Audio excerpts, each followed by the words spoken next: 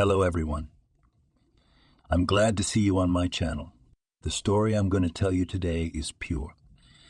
It is true that all the bad things that happen in life happen for a reason.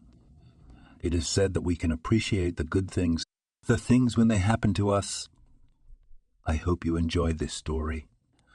I wish you a pleasant viewing experience. John grew up in a very wealthy family. He never had a problem with money. His parents provided him with everything he needed and more. And he was allowed not to work until he was old, although he never worked a day in his 33 years, so sometimes he pretended to help his father. He held a management position in his company, but in fact he did nothing useful. John wasn't too interested in his father's business. He was more interested in traveling the world. His passport was dotted with stamps from various countries where he had been. It seemed that everything was perfect in his life. His own apartment in Washington, spacious and bright, with luxury renovation and luxury furniture. An expensive car given by his parents on his 30th birthday, although he had been driving since he was 18. But back then, cars were simpler. 34 million maybe. And now this beautiful Bentley. People turned their heads when he drove by. He was always surrounded by crowds of beautiful girls who looked at him with wide open eyes and dreamed of marrying him. True, John was in no hurry to marry, but not because he was looking for his only one, but because in principle did not want to tie himself to the bonds of marriage. What for, when there are so many women in the world, ready to do anything for money? John was sure that money in this world can buy absolutely everything, including love. Although in fact he had no idea what kind of feeling it is. Once came to the office to show that he still exists. The guy met a young girl. She had only recently gotten a job with them. The girl literally knocked him down as he was getting off the elevator. All her papers were scattered on the floor. John smiled and helped her, though it was not his usual way. Something about the young beauty attracted him. "Hello, who are you?" John asked quietly as he helped her pick up the papers from the floor. "Hi, I'm Julianne, and who are you?" she asked, even though she actually knew the answer. "You don't know who I am?" The guy was very surprised by her question. "Well, you didn't know who I was either. I've never seen you here before. I've been working at this company for 2 months. On this floor, actually.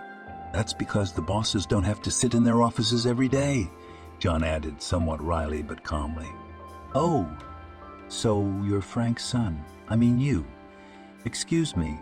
Julianne had just picked up all the papers and was about to run away.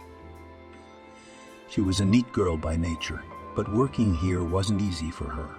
She was always nervous. And because of that, incidents like this happened from time to time. "Thank you for your help," she said goodbye and left his sight. John went into his office, followed by his secretary. "We missed you so much, John," she said, smiling. "What are your orders?" John had already slept with all the pretty girls on the floor, but this was the first time he'd seen Julianne, though he wasn't about to pass up that opportunity. "Who's the new girl on the floor?" "That brunette in the beige dress, a little clumsy but cute?" he asked merely. She wrinkled her face in annoyance. She thought he was going to order her to take off her clothes and they were going to have passionate sex on his desk, just like they used to do when he showed up at the office. But no. "Julianne, huh? We've only had one new girl in the last 6 months. But you won't like her," Molly continued, unbuttoning her blouse defiantly to expose herself to the boss. "Not your type. Too proper and too boring." John was surprised at the secretary's insolence. "Who does she think she's teaching? Let me decide who's right for me and who's wrong for me. And button your buttons or you'll catch a cold," he said, and pointed his finger at the door. The guy turned on his MacBook to look up Julianne in the database. She wasn't as pretty in the photo as she was in real life. It turned out that the girl worked as a senior public relations manager, although she was only 25 years old. Apparently, she was recruited on a first-name basis. So, she'd be willing to make concessions to please her boss. He found out which office she worked in. He went to the mirror, fixed his hair, took a good look at his reflection. Julianne was working on her reports when John knocked on the door. She didn't expect to see him again. Judging by the conversations, the chief's son rarely showed up for work, and many people didn't understand why he sometimes came into the office. "Hello again," John said without waiting to be invited in. "Hello," Julianne replied meekly, not knowing what to expect from this visit. "Do you like working for us?" "Yes, of course. Did you want something?" the girl asked him quietly. "Oh, yes. I would like you to have dinner with me tonight," John said triumphantly. "Thank you, but I can't," she replied calmly. John was rarely refused, not only at work, but in life in general. As a rule, the smell of his money attracted girls wherever he was. "Why can't you? Can't get off work? I'll take care of it." "No, please don't. I can't because I'm getting married in 2 months. I don't really date anyone but my fiancé, but I'm very grateful to you for inviting me." "I can make you," John said and smiled. "I don't think so," Julianne replied somewhat defiantly. "Or rather, I hope you'll be reasonable." "What if I'm not so sensible?" he asked, trying to sound charming. "Then I'm afraid I'll have to tell your father," Julianne replied quietly. "And what?" "My father's not the boss of me. And besides, he'll do anything I ask him to do. Even fire you if I want him to." "John, I'm afraid I don't want to continue this conversation. I'm sorry, but I have a lot of work to do. And while I still hold my position, I want to do my best. Please," she said, stepped closer and gestured for him to leave. He didn't like that at all. He stormed out of her office like a bullet, and headed for his father. He, as it turned out, was not at his desk. Frank had warned Human Resources a couple years ago that his son couldn't fire anyone he wanted. There was a similar situation where a girl his son liked didn't want to give in to him. True, that girl was just playing the role of a hussy, but still, it was unacceptable. John could not fire Julianne himself. He needed his father, so he decided to wait. The next day, he came to the office again, which surprised the other employees even more. Mealy even thought that her boss had changed his mind and tried to hint to him about sex again, but she was disappointed again. Upon entering the office, John went straight to his father's office. When he walked in, as usual, without knocking, it turned out that Frank was in the middle of a meeting. Julianne was standing by a blackboard with some notes and pictures and was telling the audience something. Frank noticed his son and just said, "Can I wait 15 minutes? If so, please come back later, or you can join us." His look was more convincing than words. John didn't plan to interfere with the workflow, so he took a seat in a vacant chair and decided to wait right there.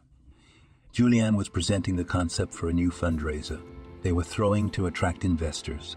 When she finished, it took a few more minutes to discuss work issues, and then everyone left. "I'm going to ask you to stay," John said and held Julianne's elbow. She obediently stopped, although it was obvious that she was not at all comfortable with what was happening. "Father, Julianne will have to be fired. She's been abysmal at her job." "She's also insubordinate," John said snidely, looking at his father. "Really?" Frank remarked. "And how do you know she's not doing a good job?" It was obvious that the father didn't want to deal with his son at all, at least not in front of Julianne. So Frank let her go. When she came out, he just continued, "Son, what do you think you're doing? Dad, what are you doing? Do you care more about some girl than your own son? Fire her, please. She's not just a girl from the street. She's a high-class professional with a college degree and excellent skills, even though she has little experience. She's a valuable employee. That's not negotiable. I have a college degree too, and I'm more valuable than her. Or don't you agree? John, your college education wasn't just paid for.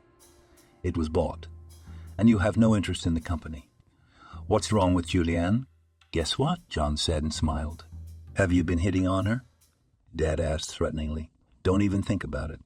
I don't want to hear about it again. This conversation is over. You can go." John was dumbfounded by his father's behavior. He'd never talked to him like that in his life. And it was because of some lowlife, some gray mouse. Why was his father defending her? The man had a lot of unanswered questions, but he decided not to inflame the situation. He returned to his office and decided to make it look like work for a while. John decided to visit Julianne again and try to find out why his father cared so much about her. "Hi again," he said as he unceremoniously entered her office. "I'm on to you." "I don't know what you mean, John," the girl said confusedly. "You don't like me, and that's basically unrealistic. And there is only one explanation." Julianne looked at him apprehensively. For a second, she thought he had guessed everything, but John continued, "You're dating my father. Don't deny it. It's written all over your face. There's a reason you're so scared. Even if he doesn't want to fire you, he'll have to when I tell my mother. She'll put him in his place in no time." "You're very wrong," Julianne said with a smile, pleased that he didn't really know anything. "If you don't believe me, ask your father. We have a strictly business relationship. That's what you'll tell the labor exchange when you come to look for a new job." He cut him off. But then he seemed to change his anger into mercy. "But I can still change my mind. All you have to do is have dinner with me." Just then, Julianne's cell phone rang. "Hello, sweetie. Yes, I'm a little busy, but if it's quick, go ahead." A man's voice came from the phone. "What is it?" "Grilled salmon, or king prawns in wine sauce." "I'll have the salmon. It's amazingly delicious." "Okay, I'll see you tonight then. Love you. Bye." The girl looked carefully at John, who was listening to the conversation, and then said, "See, I already have plans for tonight. I'm sorry. We may not wait until tonight. We can go without a date." "I like you," he said, and stepped forward. "That's out of the question. I already told you I'm getting married soon. I love my Mickey. Please go away." "I have work to do," she insisted. "You do realize that I can buy you and your Mickey master in this whole town," John answered her angrily. "I'm not used to being turned down, especially not twice. You're digging your own hole." "Then I'll have to dig it deeper to make a pool," Julianne joked, which made him even angrier. "Fine, take it out on yourself." He walked out of her office, but he was angry with himself for some reason. Why did she give up on you? She said no, and she said no. Let her go. You've got plenty of girls who'll do anything for you. Why do you need that gray office mouse? John went to the bathroom, washed his face, and was on his way back to his office when he saw that Julianne was in a hurry. He decided to follow her. The girl walked out into the parking lot, looked around, and headed straight for an expensive SUV, which the man easily recognized as his father's car. So he was right, and they're together. But before he told his mother, John decided to get proof. He took out his iPhone and turned on the camera, but he didn't have time to take any pictures because the car touched down and drove to the parking lot exit. His Bentley wasn't far away. He quickly started it up and decided to play detective. Frank and Julianne drove to a cozy cafe not far from their office. Apparently they were going to have lunch. Perhaps they had other plans for later. John noted that all the tables were separated from each other by translucent screens. All he had to do was sneak to the next table to overhear what they were talking about. 2 minutes later, he was already sitting behind them, listening to every word. Julianne was clearly not happy. Can't you just explain it to him so he'll stop hitting on me? That's too much, the girl said resentfully. I already told you, just ignore him. Tomorrow he'll meet someone else and forget about you. He's always like that. Don't worry. At least you know I won't fire you, his father said, and kissed the girl's hand. John became more and more convinced that there was something between them. But that made the girl seem even more desirable to him. If even her father appreciated her, that he should definitely try her. What was it that attracted him so much? At least that makes me glad, Julianne replied and rested her head on his shoulder. Have I told you how proud I am of you? You're such a smart girl. And you shined at the meeting today. I sometimes wish I could tell everyone about you. You're amazing. You're my treasure. Sometimes I even think it would be easier if John knew the truth. Maybe you two could even be friends. I'd like that too. But you said yourself you can't. And if you do, there's no turning back. John was now completely convinced that they were lovers. There was no point in listening any further. He got up from the table and disappeared from the cafe. He didn't know what to do. Should he tell his mother? And who would be disadvantaged if they divorced? There were too many questions again, and so few answers. In the end, after much deliberation, John decided he had to break up their relationship. His mother was more precious to him, and he didn't want his father to divorce her. He came up with the only sure way to do it: sleep with Julianne. Then his father would leave her for sure. John felt he was doing it for the good of the family. Plus, he'd satisfy his lust. He called a guy he'd met in here, asked him for Julianne's address for something important. And that night he went to her house. Turns out the girl lives in one of DC's finest new buildings. Judging by the layout, it was a large 2-bedroom apartment. He obviously couldn't afford a place like this. John didn't doubt that. He parked farther away from her driveway, but so he could see who was coming in. He didn't have to wait long. At 7:30, her black Audi pulled up. The girl was clearly in a hurry. No wonder she was going on a date with her fiancé. I wonder why she should get married if she's dating my father. How did he let her do that? I don't really care, though. There's no telling how she'll spin it to him. John got out of his car and followed her. Julianne quickly parked and headed for the driveway. She opened the door without noticing that there was someone behind her. John literally shoved her into the doorway, grabbed her elbow, and led her to the elevator. She was surprised but not angry. "What do you want here?" The girl was indignant and tried to push him away. "Come on, we're not finished." When they got into the elevator, he confidently pressed the 9 on the panel and smiled evilly. "How do you know where I live?" "I know a lot of things." "You have no idea. Now we're going to go to your place. And I'll tell you everything. I'll even show you some of it." "No, you can't go to my place." "No, you can't. My mom's home." "So your mom's going out for half an hour. You'll have to convince her somehow." "No, you don't understand." "You don't understand, my dear. I don't know why, but I liked you right away. And I won't rest until I get what's mine. If you won't do it my way, you'll do it my way. You'll do it my way." In fact, this behavior was completely out of character for John. He'd never done anything like this before.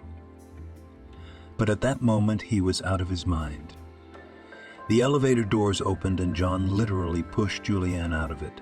She tried to hide her keys in her jacket pocket, but he noticed and snatched them away. Holding her hand, he opened the apartment door himself and pulled her inside. John pressed Julianne against the wall and tried to kiss her as a friend heard footsteps coming from the hallway. "Julianne, is that you, daughter?" came a voice behind him. The voice was very familiar. It was as if he had heard it many times, but John couldn't remember where or when. He turned to look at the owner of the voice, and he couldn't believe his eyes. It was Ariana, a woman from his past. He could hardly even recognize her. She was all grown up now. He just said out of habit, "Nanny?" Ariana used to work for the family. She raised little John from the time he was a baby. She left them when he was 7 or so. He remembered asking his mom to bring back his favorite nanny, but she just said she'd find another one. And she did. She found another one almost every 2 weeks, because none of them could get along with the spoiled boy. Eventually, he was sent to a private school for rich kids who knew how to get along with them, and he didn't need a nanny. But John still resented Ariana for abandoning him. Then, Ariana looked at him and couldn't say a word. "Mommy," Julianne said and rushed over to the woman. Thanks to her daughter's touch, she was finally able to snap out of her stupor. "What are you doing here? Ariana asked, turning to John. I just stopped by to chat with my favorite nanny. What a surprise. Is this your daughter? Yes, this is my Julianne, his former nanny replied cautiously. John tried to recall the conversation in the cafe and now realized it had been about something else entirely. Juliana was not his father's mistress. Ariana had been. And she was his daughter. Wow, is that why you left us back then? You had an affair with my father and got knocked up by him? John said rudely, It wasn't exactly like that. But if you want details, you should talk to your father. It's not for me to tell you. All right, John answered, and without taking his shoes off, he went into the living room, sat down in a chair and continued, Then call him. Tell him to come over and tell you everything. The thought of what he had just almost done to his own sister made him feel a little ashamed. But John chased those thoughts away. Ariana dialed Frank's number and asked him to come over. All she said was that his son was here. He'll be here soon, Ariana said more calmly. What can I get you, tea or coffee? A whiskey would be better. No, buddy, you're driving. No whiskey. Buddy. That's what she used to call him when he was little. It's as engraved in his memory as his nanny. He'd loved her very much once, perhaps even more than his mother. But then that went away. Buddy. I'm not Buddy anymore. Don't call me that, he said with annoyance. Okay, I won't. You used to like it, she said and smiled. What a beautiful smile she had. John had forgotten how much he used to enjoy spending time with her. He was just a kid then. Nanny was always there for him. She loved to play with him. They were always together. She even put him to bed every night. Mom was always busy. She was still busy. John was sad to think of it all. It hurt him when Nanny left. Maybe that's why he was angry at the world. Or rather, he was now. Back then, he'd felt like she'd abandoned him, betrayed him, and he didn't understand why it had happened, until now. Ariana went into the kitchen and made tea. She was gone for about 5 minutes, while Julianne and John sat across from each other, silent. The woman returned with 3 cups of tea and a vase of cookies. She placed the tray on the coffee table and gestured for him to help himself. But John didn't. Julianne took her mug and 1 cookie from the crystal vase. He just gave her an angry look. What? I want tea. If you don't want it, don't drink it, was all she said, as if they'd known each other a long time. So you're my sister-in-law? Why, I have a legal father. Even on the certificate, the girl said, but her mother cut her off. Julianne, honey, let's wait for Frank. I'm begging you. The girl only nodded and continued drinking her tea. They were all silent. The room was uncomfortable with this dry silence. Suddenly, John heard someone opening the door with the keys. It was his father. Turns out he even had his own key to the apartment. Hi, son. Can we talk? Said the father calmly. Well, come on. I'll be very interested to hear how you cheated on my mother. Tell me how you knocked up my nanny. How you hid your daughter for so many years. And why the hell did you hire her? Son sarcastically replied. Well, we can talk like this if you want. Your mother and I have been living like strangers for a long time. We haven't slept together in years. She has a lover. Maybe even 2. I mean, they change all the time. I don't keep track of her affairs anymore. But in case you're wondering, she's the one who killed our love. She cheated on me first. I wanted to leave her, but then she threatened me that if I divorced her, I'd never see my son again. And she wasn't kidding. So for years, we've been playing at being married. And Ariana, I love her. I have for years. But you know what it means to love her. You were once very attached to her yourself. John seemed to listen to him, but he didn't hear him. Who are you kidding? If you wanted to leave your mom, there'd be nothing to stop you. So you've just been lying to her all these years. And you've been lying to her all these years. And you've been lying to her? How could you even think of that? Actually, here's the thing. She has some dirt on me, a long time ago. But she's been hiding it for years. In public, we always play the happy couple roles. And those were her terms, not mine. She knows nothing about Ariana, much less Julianne, and I want to keep it that way. And if she does, what? She'll hurt them. I know her, but I can't do anything about it. It's easier for me to hide it. Why should I believe you? Because you're old enough to make your own decisions. At least I hope so. You know your mother. Catherine is cold and calculating. She's the one who put you in a boarding school when you were just a boy. I tried to stop her, but she wouldn't listen. How much warmth or motherly care have you gotten from her over the years? She gave me a Bentley. Isn't that the best expression of love? That's why I raised you to be such a mercenary son. I had a good example in front of me. You got your love for money from your mom. You always thought money could buy happiness. She doesn't love anything but money. That's why she gave me the Bentley. Only she bought it with my money, in case you remember. Yeah. And she told me she wanted me to do better than anyone else. And she may not have been a drooling sissy like other moms who blow the dust off their kids, but that doesn't make her a bad mom. What did you get me? Some stupid sweater? Is that how you appreciate me? Actually, Ariana made that sweater. And she knitted it with love for you. I just couldn't tell you that. And by the way, Ariana picked out a lot of your other birthday presents too. Although you didn't appreciate them because you only appreciate money. Anyway, please don't say anything to your mother. Will you do that for me? John looked at his father and could not believe his ears. In fact, the realization that the sweater was knitted by his former nanny, for some unknown reason, echoed in his soul with a strange feeling. Joy, but from where? He hated the thought of his father hiding his second family for years. On one condition, John said, and it was obvious he was thinking of something. What was that? That neither this Julianne nor your Ariana would be in the will. His father looked at John sternly. He was uncomfortable with what his own son was saying. No, it won't work that way. Julianne is my daughter, and Ariana is my real wife. Not on paper, though. She's been there for me all these years. Son, I love you.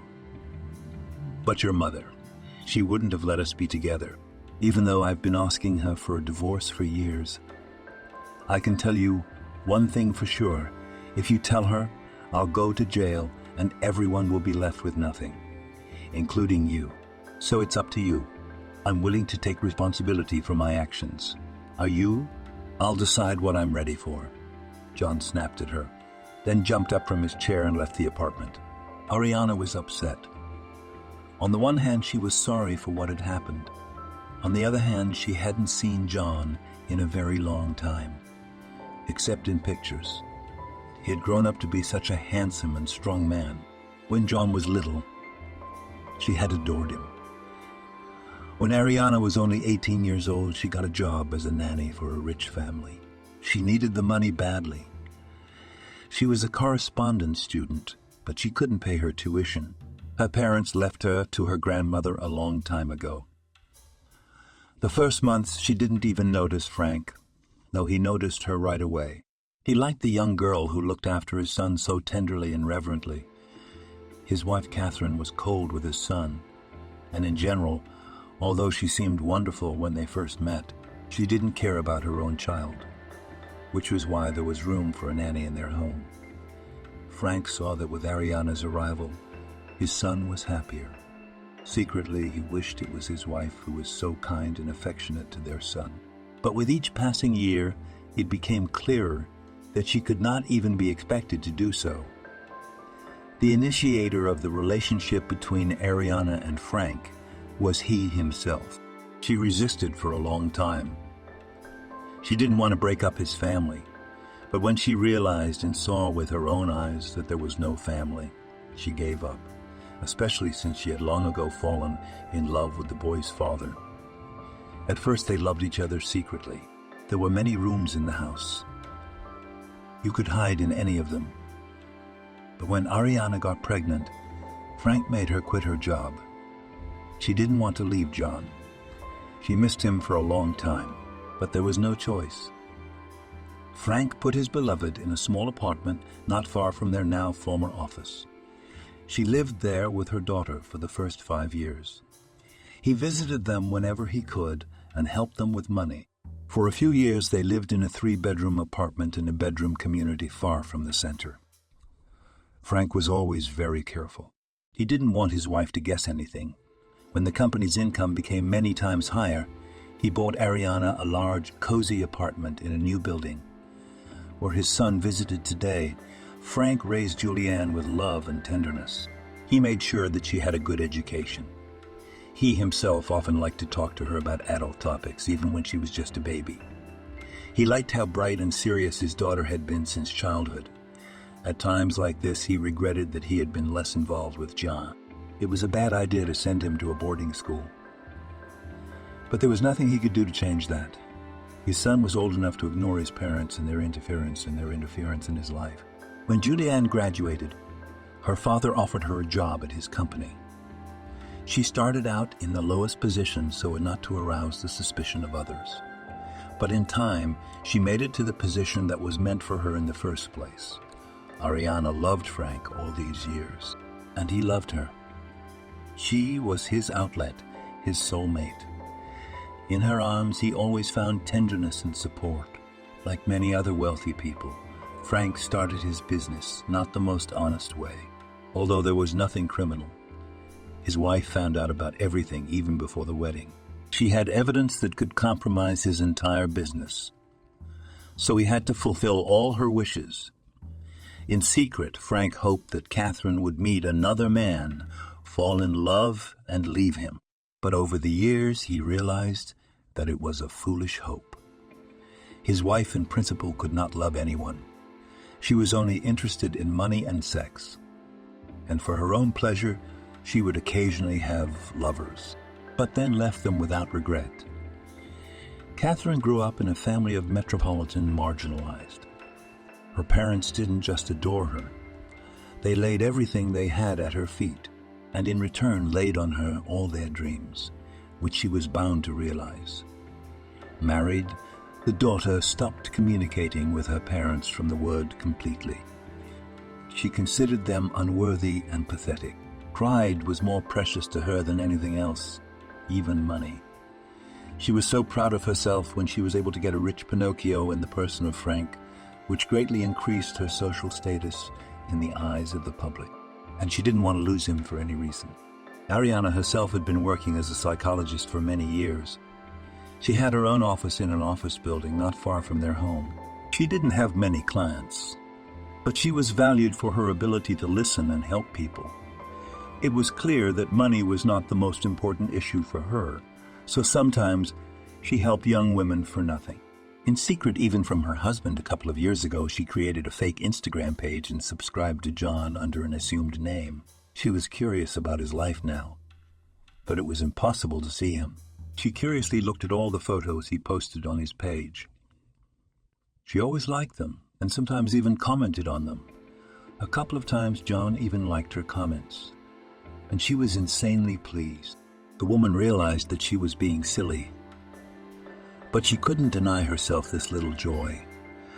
For this account, she bought a separate phone, which she hid in a secluded place. Now the woman looked fearfully at her husband and did not know what would happen next. She wished she had at least a small chance to talk to John. She was sure she could get him to listen to her. They were strangers now, of course, but he had once valued her very much. She was afraid to imagine what would happen if he decided to tell his mother. John went back to his apartment and poured himself a drink. He still couldn't process the information from that day. His whole life had been tainted with falseness. His mother and father hadn't been together for a long time. They didn't love each other all those years ago. And him? Did they even love him? Or was that a sham too? He sat on his bed and looked at the painting that had already hung in the apartment when his father handed him the keys to it. John wasn't much into painting, but this was a painting he was very fond of. It soothed him in moments of sadness. It gave him a kind of warmth. He didn't quite understand why it was so precious to him. That night, he drank himself into a stupor and fell asleep in his clothes. Didn't even take a shower. All night he wanted to call his mother and tell her everything, but some feeling inside him stopped him. The next day he was awakened by the phone ringing. It was his secretary, Mile. "Good morning, John. There's a charity dinner tonight, as you know. And your father asked you to find out if you'll be attending or not." "What? What dinner?" John asked, trying to fight off his headache. "I'm not going anywhere tonight. Tell him that." He just hung up and forgot about the call a minute later. John was still drunk from last night. He slept through most of the night. When he woke up, his head finally stopped hurting. John picked up his phone to check his messages, but no one had texted him. He accidentally opened the camera and saw his reflection in it. His face was angry and swollen. He clicked and took a picture, and then, without realizing why, he posted it to Instagram with the caption, "All people are jerks." Not half an hour later, a comment appeared under the photo, "Don't be sad, everything will be fine." John only hummed and replied, "How do you know?" A few seconds later came the reply, "I believe it." John himself wrote a direct message to the unknown admirer. "Who are you?" The one replied, "A secret." The man flipped through the photos, but there were almost none. Except for some strange pictures, incomprehensible. There were no subscribers at all, and only one follower, his account. "Are you crazy?" he asked again in the message. "No, are you?" came the reply. "Why don't we get to know each other? Where shall we meet?" "Your place. Write down the address." John wrote the address and a message came back. "I'll be there in half an hour." He thought it was bullshit. But just in case, he took the gun he had for self-defense out of the safe and put it in the dresser drawer in the living room. He didn't know why he had sent his address to a stranger. He had no idea what to expect from this meeting. But curiosity got the best of him. Half an hour later, the doorbell rang. John looked through the peephole, but someone covered it with his hand. He wasn't a coward, but curiosity ate him up more. So he decided to open the door to the stranger. On the doorstep of John's apartment stood Ariana. She was wearing a beautiful dress of a delicate cappuccino color and a hat to match. "Well, come in if you're here," he said, and let her in, though he was surprised to see her. The boy had no idea who was coming to see him that evening, but he certainly didn't expect it to be her. "Hey, buddy, how are you feeling?" John wasn't in the mood for small talk, but he wondered why she was here. "Why are you here?" "I wanted to see you. I was worried about you," the woman admitted. "Why should I be?" "'Cause I love you, just like I used to." "Yeah, that's what I believed. Now you're going to start begging me not to tell my mother anything." The guy threw her a scornful look. "I wasn't even planning on it," Ariana said, and sat down in the chair. She looked around and smiled contentedly. Everything in the apartment was the same. Nothing had changed. It was clean, though a little dusty. "So why are you here? How about some pancakes with condensed milk?" she asked, smiling again. "The kind you used to love when you were a kid." John grinned unhappily. It was true. His nanny often made him pancakes with condensed milk. He still remembered the flavor. "I don't have any condensed milk," he said grudgingly, realizing that she'd managed to get a hold of him. Ariana opened her bag and took out a jar of condensed milk. She looked at John and said, "I've got some." John suddenly smiled. "You're crazy, you know that. And anyway, it's just condensed milk without pancakes. No luck. I still have flour, eggs, milk, and even vegetable oil here," Ariana told him with a smile. She had a nice bag, though not that big. He wondered how it all fit in there. "You sure are crazy. At least now I know why women buy bags like that." "Is there a frying pan in there too?" "No, you have a frying pan in your kitchen." "You're wrong. I have no utensils at all. At least not for cooking."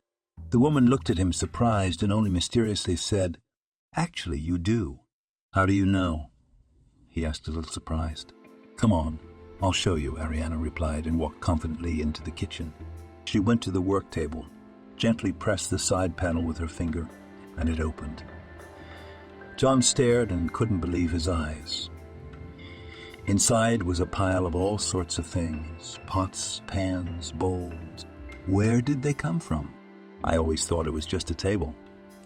How did you know there was anything in there? I mean, there's not even a handle. I didn't even know they opened. In fact, John was rarely in his kitchen at all. He preferred to eat in expensive restaurants. And at home, he could only occasionally order food with delivery, if he invited the next girlfriend to visit, and she was late. In the refrigerator, he mostly kept alcohol and bottled water. I decorated this apartment myself 8 years ago, although, as far as I know, you have different information on that. John looked at her and couldn't believe it. When his father handed him the keys to the apartment, everything was already done. Right down to the towels in the bathroom. Just move in. And he liked it so much that he immediately informed all the guests who gathered at the banquet in honor of his 25th birthday. His mother was so happy and said then that she herself was engaged in decorating. And he believed her then. I can see you don't believe me. Of course I don't. My mom did the decorating. She told me so herself. Then how do I know there's a glitter lamp in the corner behind that curtain, like the one you had when you were a kid? Remember, when it heats up, the lights run all over the room, she said, and pulled back the curtain. John didn't even know he had that lamp. He'd never once gone near that window in all these years. The view from it was so, how do I know that when you moved in, all the towels in your bathroom were orange in color, and there was a white hooded robe hanging on a hook, and it had gray ships on it, just like your dad would have had when you were little? Remember when you said you wished all the towels in your house were orange? And you loved Daddy's robe? John stared at her and didn't blink. How could she know all those things? It was the unadulterated truth. He'd been really excited then, thought his mother had done it all, and he was so grateful to her. He had thought it was the first time in years that she had expressed her love for him in such a way. And now, it turns out it wasn't her at all. How do I know you have a very beautiful painting across the bed? There's a picture of the sea, a sunset, and a small yacht in the distance. And if you look closely, you can see a young woman in a blue dress on the yacht. She has red hair, isn't she? Tell me you painted the picture yourself, John grumbled. No, it's Julianne's work. She's a painter. Another piece of news that was hard to digest. For so many years, he'd been admiring a painting that was actually painted by his own sister. Did you bring a drink? I feel like getting drunk tonight, he said sadly. No need. Let's go fry pancakes, Ariana suggested, took his hand and led him into the kitchen. She quickly and skillfully kneaded the batter, heated the pan, which was like a young virgin, because for so many years, John had not even known about it. When the nanny began to fry pancakes, the smell hit the guy's nose, which once he simply adored. He used to love to sit in the kitchen and watch Nanny make pancakes. Sometimes he'd try to snatch one before she was done, but he'd always get a shovelful of pancakes, and then she would take a few pancakes, arrange them nicely on his plate, and he would eat them greedily. This time John just sat and watched, trying to get his thoughts in order. When Ariana was done, there was a plate of pancakes and 2 mugs of tea on the table. She sat down across from him and slid one of the cups over to him. Help yourself, she said quietly, and took a sip herself. John took one pancake and shoved it into his mouth. He liked to do that when he was a boy. The pancakes were very thin, and there was so much condensed milk. It was just like it used to be. It was a little bliss. It was like he was back in his childhood again. The same thing happened with the next pancakes, until the plate was empty, as was the mug of tea. How long have you been subscribed to me? He asked suddenly. A couple years now, Ariana admitted. Been following me? More like watching your life. It was a little weird. He didn't have his father or mother and his followers. His father basically ignored social media. He didn't have a single page. And his mother, she's never subscribed to it in all these years for some reason. What did she find interesting? A lot. You've been to a lot of beautiful places. I was a little jealous of you. Remember that picture from Bona at sunset? I remember the photo, but I don't remember much about that day. We flew there in a helicopter when we were really drunk. Too bad. I thought you went up there yourself. I was proud of you. Do you have any sober memories? Nanny asked with a smile. Not many, to be honest, he answered, wondering why he had suddenly decided to be honest with her. Ariana got up from the table and went to her bag. She took out a piece of paper and some markers and began to draw something, but John couldn't see what she was drawing. So he decided to satisfy his curiosity. What's it like for you to live your whole life in my mother's shadow? He asked haughtily. Honestly, I'm sick of it. I'm tired of hiding. Sometimes I wish I could just go to a restaurant with Frank. I imagine putting on my prettiest dress, my high-heeled shoes, and walking with him. He pulls up a chair for me. They bring us my favorite pink wine, and we just have dinner together like everyone else.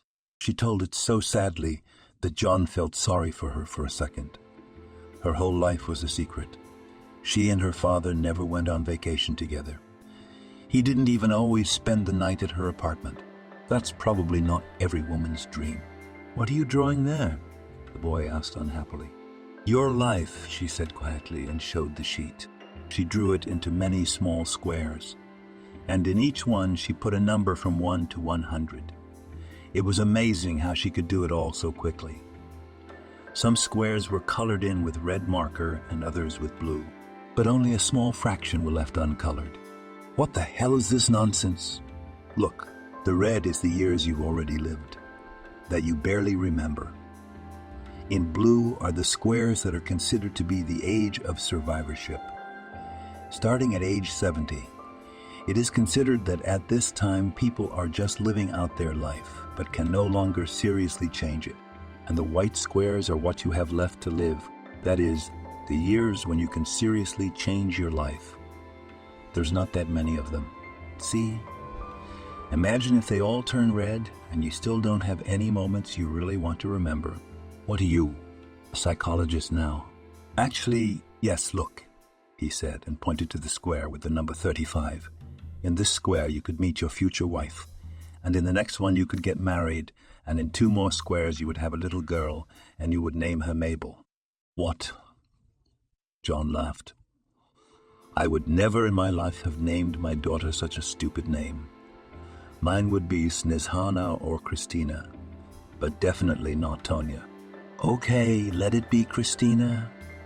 Ariana smiled now. But in 3 more squares, you'd have a son. Let me guess, Tom. Right? Wrong again. I would name my son Alex or Nate, but definitely not Tom. That's kind of a weak name. See, you're a good thinker. But if you don't change anything in your life, they'll just keep getting redder and redder, said Ariana, and began to shade the white squares one by one. At that moment, the meaning of her words came to John. He had lived every day and every year in vain. He had left nothing behind, nothing at all. Stop it, I hear you, he said, and snatched the piece of paper from her. Don't do that, and stay out of my head. I'm sorry, I didn't mean to upset you.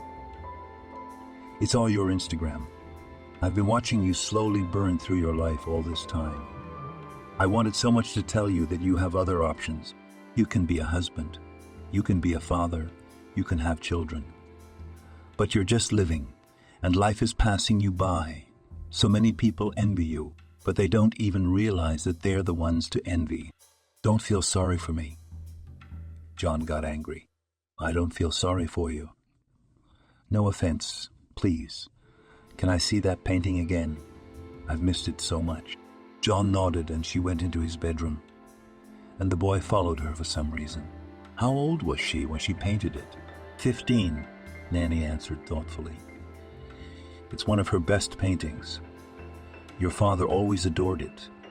He even resented me a little when he found out she'd moved in with you. I still don't believe you've got it all worked out here, John admitted.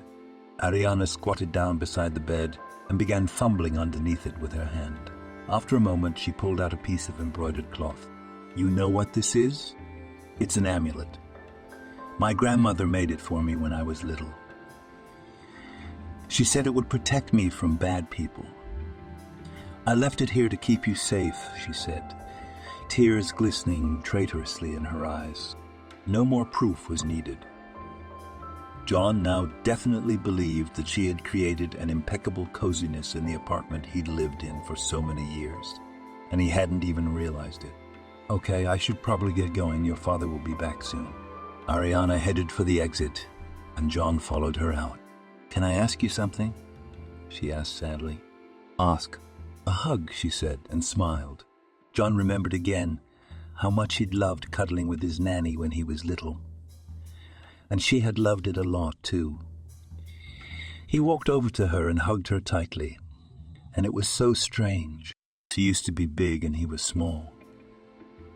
And now he towered over her by a whole head, but the hug was still just as nice. When John let go of Ariana, she sniffled softly and wiped away her tears. Thank you, I missed that, was all she said, and walked away. When Ariana left, John felt a heavy weight on his soul, as if he had lost something very dear to him a long time ago. There were so many conflicting thoughts in his head. He had believed for so many years that his mother had really done everything in his apartment, and it turned out she'd never even been here once. I mean, she really hadn't been here once since I moved in. She'd had plenty of opportunities, John thought sadly. He didn't visit his parents much himself, but that was more because he spent a lot of time traveling the world. And when he came back, he'd stop by for a couple hours to talk about his experiences, though usually his mother didn't have time to listen. John pulled out his phone and opened his mom's Instagram page. There was a story there from a charity event he hadn't gone to. Catherine was there, as usual, in all her glory. She was by her father's side, holding his hand, as if they were still loving spouses. Polish shoved down her photos, he noticed that his mother dresses more often in red, and only occasionally white or black.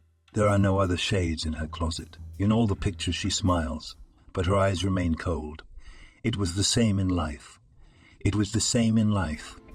If his mother decorated his apartment, it would be in red, black and white, and certainly the painting would be of some famous artist, bought for several million. It was strange that he himself had never realized it before. While he was thinking about it, a message arrived on Instagram from Ariana's secret account. Did you find the books? Or have you never seen them either? Where? In the nightstand by the bed. John walked over to the nightstand, pressed a panel with his finger, like in the kitchen. It opened. There were books. 10 or more. All detectives. He would never have guessed there were books in his house, although sometimes he really wanted to read something other than the books. But it never occurred to him to buy them. The nightstand still had a niche and a drawer. That's what he actively used. In the niche he kept his phone while he slept, and in the drawer he kept condoms. Thank you. That's all he said. You're all welcome. The guy took one of the books and started reading. He didn't want to drink anymore. He wanted to break into an interesting story. In the morning he woke up under the book. He didn't even remember passing out. He wanted to finish reading it first, but then he decided to go to the office. When he arrived, the first thing he did was go to Julianne's office. Well, hello, sis, he said dryly. This time she smiled at him affably and replied, hello to you too. How are you? John somehow caught himself thinking that it had been a long time since anyone had asked him how he was doing, although in principle he had always been doing well. But after talking to Ariana, he felt empty and sad. Fine, I guess. How are you? I'm fine. Too bad you didn't come last night. It was a great night. I'm sure you planned it yourself, he sneered, but the girl preferred to ignore it. How did you like the painting, by the way? Did Mom tell you about it? John suggested it. Told me what? Well, that she came to see me yesterday.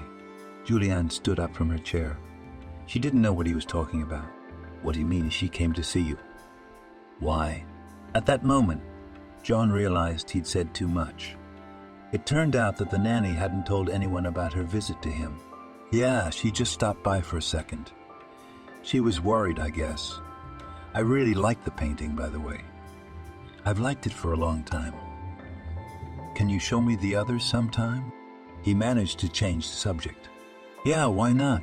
You know where we live now. Why don't you come by? Sometime. It's a deal. Unexpectedly, Julianne asked her newfound brother, Do you disapprove of my mother? I don't know. I mean, technically I should. But I feel like it's none of my business. Dad's an adult. He knows how to live his life. Yeah, he's a great dad. I adore him. I kind of wish you guys were closer. But you know, it can still be fixed. Yeah, if you wanted to. And we both don't have a lot of it. Oh, no. Speak for yourself. My dad really wants to get to know you. He talks about you a lot. He doesn't have a lot to be proud of, but he finds reasons to be. He loves you very much. That was another revelation to John. At least his father really loved him. But why didn't he show it? Or did he? The son just didn't see it himself. Like that knit sweater or the apartment. I mean, his warm feelings slipped into all of that too. Well, it's good to see you. I should probably get going. Julianne was glad her brother had stopped by for a chat. In fact, she wanted to get to know him better. Secretly, she envied him. The thought that her father wouldn't even be able to walk her down the aisle when she got married made her sad. But she realized that it wasn't possible yet. It certainly wouldn't go unnoticed by those around her. And how would she explain it to them? It was complicated. John left the office without even going into his office. He didn't want to see his father yet either. He had a lot to think about. A lot to think about. He came home and decided to finish that book. When it was finished, he accidentally opened the very last page. It had "Love to You" written in the corner. It was clearly not meant for him. But to whom? He was curious. So John wrote to Ariana himself, who picked the books. 2 minutes passed, and then the answer came. Your father. I always gave him books for the holidays. But he only picked out the ones he particularly liked. Have you read them? Only one so far.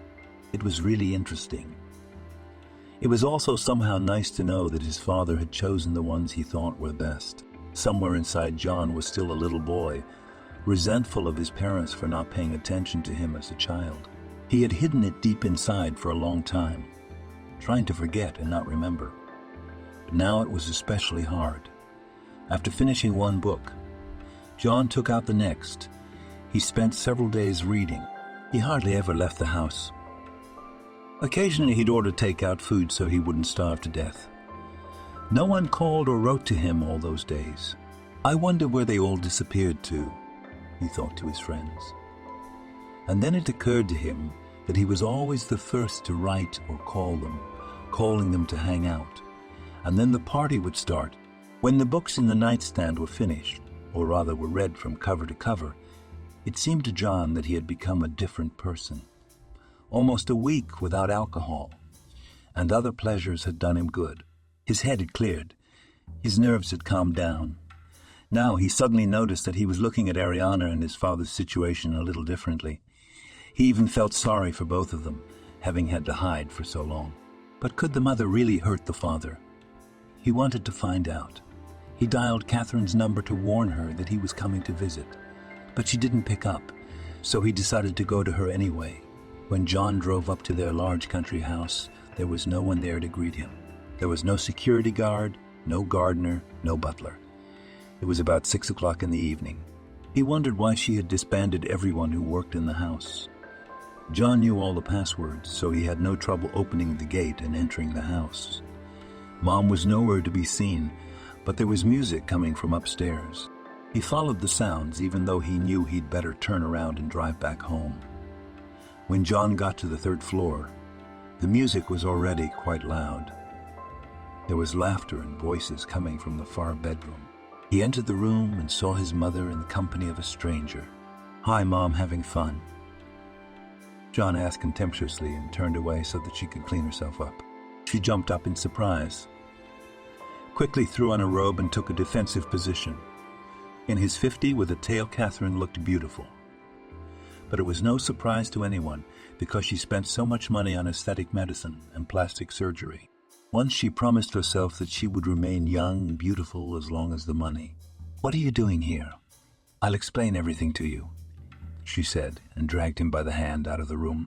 They went down the stairs together. Catherine poured herself a glass of wine, and her son splashed whiskey in a glass. "Thank you, I'm actually driving," her son told her, and pushed the glass away. "And how long have you not been drinking while driving?" "That's news. Decided to play an ordinary mortal? Or on the traffic cop, sorry to spend money? I just don't want to. So go ahead and explain." "You promised," insisted the guy. Catherine defiantly looked at him.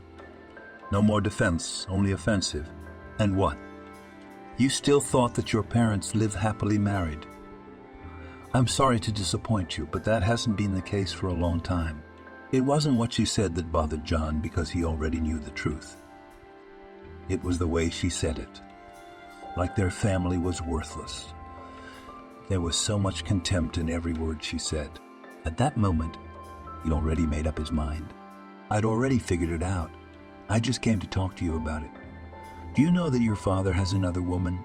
"I wouldn't be surprised if he has more than one," his mother snorted. "Only I don't give a damn about how he lives or what he does." "No, just one, as far as I know. And I also know that he wants to divorce you and marry her." "What?" This Catherine certainly did not expect, but then smiled and very confidently said, "It is unlikely. He doesn't have the courage." "Why do you think so?" "I have one trump card up my sleeve against your father," her mother said mysteriously. "Then it's high time you got it. You'll get the divorce papers today or tomorrow. And I won't be surprised if his lawyers retroactively draw up some kind of prenup that leaves you penniless." "What are you talking about?" screamed the mother angrily. "It's not gonna happen." She sprang from her seat and ran to her father's study. It was a long time since Frank had been in it, as well as in this house. Catherine pulled back one of the bookcases with great difficulty and put her hand through it as if she were looking for something. "I knew he'd searched the whole house except for one room," she said triumphantly. Clever, wasn't it? John was pleased. His plan had worked perfectly. "Let me at least see what all the fuss is about," he asked, and held out his hand. His mother, unsuspecting, handed him the folder. She was sure her son was on her side. John quickly thumbed through the real estate deeds, but didn't look at the meaning. "Mommy, I've been meaning to ask you," he said, pretending to study the papers. "How did you know that I love the color purple so much?" "What do you mean?" Catherine asked him uncomprehendingly. "Well, remember, you decorated and furnished my apartment. You specially ordered purple towels, didn't you?" The woman guessed that something was going on but could not understand what was the matter. So she decided to play along with her son. "Of course, I'm your mom. I know what your favorite color is. You've loved purple since you were a kid. That's why the towels were that color," she said with a smile. "You're wrong. I've always loved orange." "And the towels there were orange," replied the son sadly. "What do you mean by that?" "I'm saying I'm keeping the papers. You'll divorce your father and you won't make a scene out of nothing. You'll get your half after the divorce and leave him alone. And if you get naughty, he'll sue you for everything. After all, I'm sure it won't be hard to find evidence of your many infidelities. Did you hear me? Or repeat again?" Catherine took a quick step towards him and wanted to snatch the folder. But John was more agile. He raised the folder above his head on an outstretched arm so that she could not even jump. "Mom, I'm a head taller than you. You can't reach it if you jump. If you want, you can ask your friend to help you. If you have the conscience..." "Why are you doing this? I don't understand," she asked fearfully. "Because you and your father need to live your own lives. And you don't want to understand that. I'm going, and be warned." I wasn't kidding. John turned and walked out of his father's office. He glanced angrily at the glass on the way out, but passed it by. He got into the car and drove off, leaving his mother alone with her suitor. He knew exactly where he was going next. A couple hours later, John was already parked outside the new building where Ariana lived with her father and Julianne. Without thinking twice, he went up to the 9th floor and rang the doorbell. Ariana opened the door. "Hi, buddy. Come on in. You're welcome," she said with a smile. John would have liked to smile back, but he was still angry, though he was more angry with his mother than with everyone else. "Is father here?" he asked. Ariana nodded and invited him in. Frank was sitting in a chair watching the news. He hadn't even heard anyone come in. "Hi," John said to his father and extended his hand.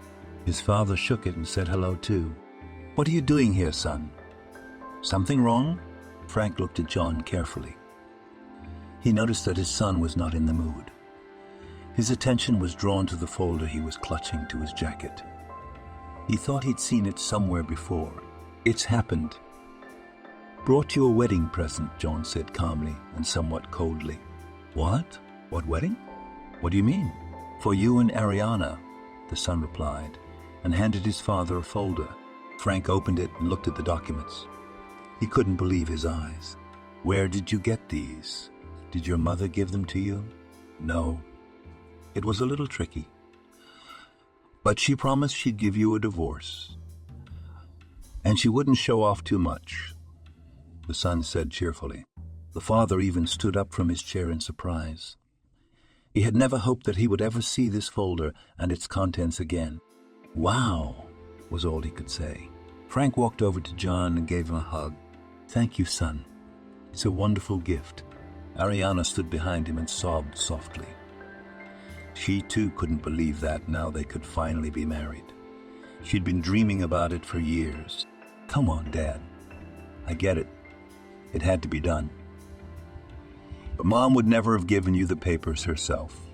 I hope you don't leave her with nothing. After all, she was your wife for so many years, and she'll still be my mother. I didn't plan on leaving her with nothing. I still can't believe it. Julianne, come here. We have great news." Julianne was already in the living room. She was standing behind Mom and she heard everything. "You're awesome, bro," she said, and hugged John too. "You promised to show me something," her brother said, and gave her a hug. They went to her room together, and Julianne showed her brother her favorite paintings.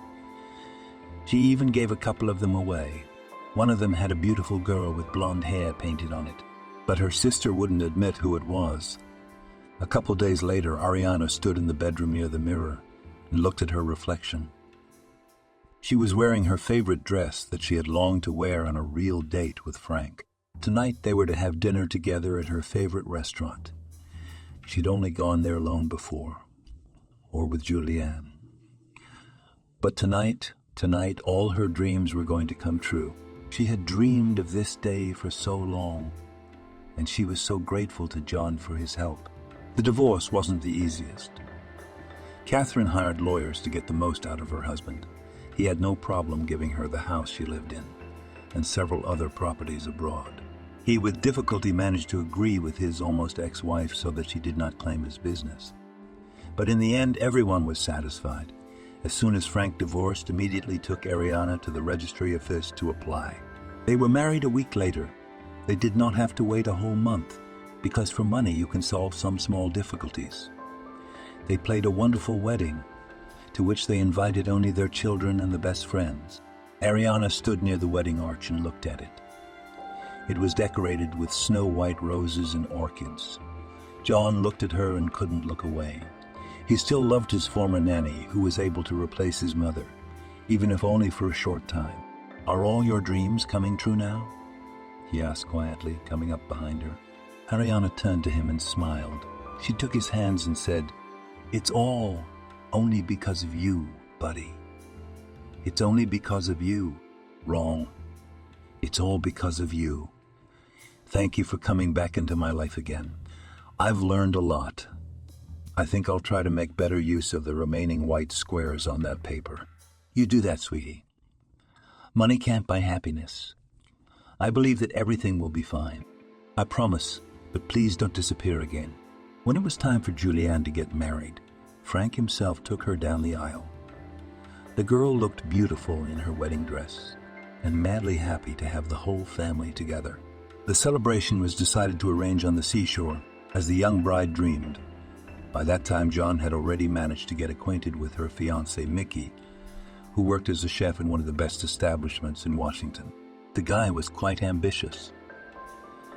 Dreamed of owning his own restaurant someday. And something told John that soon his son-in-law's dreams would come true. With the maid of honor and Juliana's best friend, Fiona, he met only at the wedding, because he was not at any rehearsal. He was busy. He'd been delving into the firm's business. Therefore, he arrived just a couple of hours before the ceremony. To his surprise, John learned that his father is not only skillfully earning money, but also no less wisely managed them. It turned out that Frank, or rather his company, sponsored a large number of charitable organizations, although the press rarely talked about it. Fiona immediately attracted John's attention. It was Fiona who was depicted in the painting that now hung in his living room. Outwardly, she seemed so arrogant and even cold, but when she chatted with Julianne and smiled with all her teeth, she became quite different. Fiona reacted coldly and aloofly to any attempts to get her attention.